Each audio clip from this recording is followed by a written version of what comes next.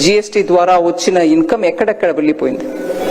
Infrastructure 144 Vande Bharat express తీసుకొచ్చాం, ఎక్కడి నుంచి వచ్చింది డబ్బు? ఎయిర్పోర్ట్స్ డబుల్ అయ్యాయి, ఎక్కడి నుంచి వచ్చింది డబ్బు? 60% కంటే ఎక్కువ హైవేస్ కొత్తగా కట్టాం, ఎక్కడి నుంచి వచ్చింది డబ్బు? అదే రకంగా డిఫెన్స్ సెక్టర్ లో ఎక్స్పోర్ట్స్ ఇంక్రీజ్ అయింది 34 times.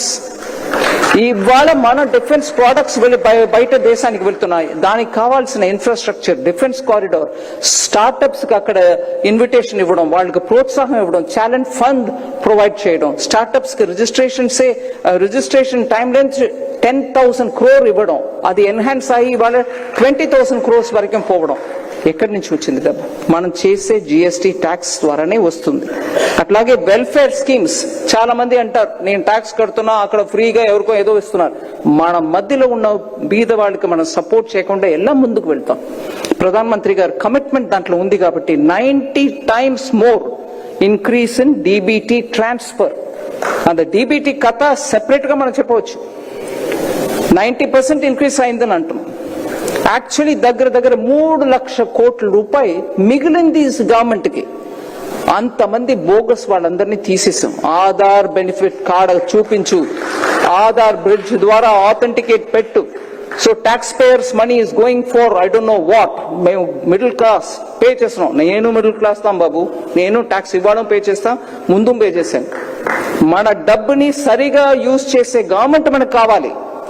ఆ డబ్బుని వేరెక్కడో ఖర్చు పెట్టడానికి గవర్నమెంట్ అక్కర్లే మనకి.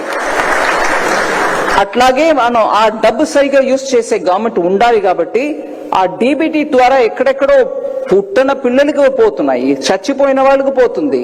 ఇవన్నిటిని కరెక్ట్ చేసి 3 లక్షల కోట్ల రూపాయలు దాంట్ నుంచి మినహాయించాం. We saved it back. Fraud account కి వెళ్ళడాన్ని ఏ నాడు పిఎం గారు ఒప్పుకోరు, అందువల్ల అది మిగిలింది. గరీబ్ కళ్యాణ్ మీకు తెలుసు, 25 crore అవుట్ ఆఫ్ పావర్టీ. 25 కోట్ల జనాన్ని పావర్టీ నుంచి తీసి బయట తీసుకొచ్చాం. They are no longer poor, they are aspirational middle class, but maybe at the bottom rung. వాళ్ళకి కూడా మన ఫెసిలిటీ చేసి ఇవ్వాలి. స్టార్టప్స్ మీకు తెలుసు 350 ఉండే స్టార్టప్స్ ఇవాళ 1.5 lakh స్టార్టప్స్ ఈ దేశంలో ఉన్నారు. Visakhapatnam has very good number of startups who are doing excellent work. So ఒక్కసారి కంపేర్ చేసి చూస్తే ట్యాక్స్ టెర్రరిజం ఉండి 30% పైన ట్యాక్స్ కలెక్ట్ చేసే రెజీమ్ పోయి యూపీఏ ఇవాళ మీకు pro people lower tax second generation GST తీసుకొస్తున్నాం.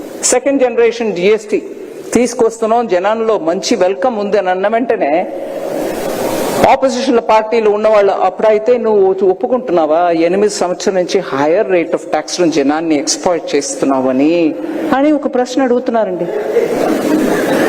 8 సంవత్సరం ఒక్క కంట్రీ ఒక్క ట్యాక్స్ చేసి యాక్చువల్ అప్పుడు 2017లో తీసుకొచ్చిన స్ట్రక్చర్ ఏంటి?